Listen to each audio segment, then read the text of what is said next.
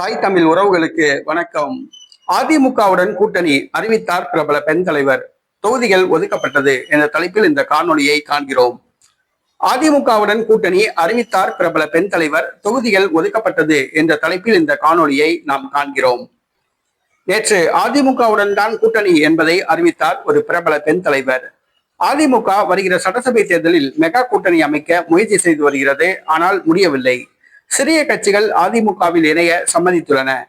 அனைத்து மக்கள் அரசியல் கட்சி இதன் தலைவர் ராஜேஸ்வரி பிரியா அதிமுகவுடன் கூட்டணி என அறிவித்துள்ளார். 234 தொகுதிகளிலும் ஒவ்வொரு தொகுதிகளிலும் தலா 10,000 பேர் தங்கள் கட்சிக்கு இருக்கிறதாக குறிப்பிட்டுள்ளார்.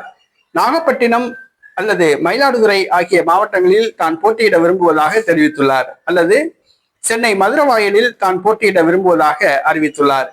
அதிமுக கூட்டணியில் அனைத்து மக்கள் அரசியல் கட்சிக்கு ஒரு தொகுதி ஒதுக்கப்படும் என்று கூறப்படுகிறது.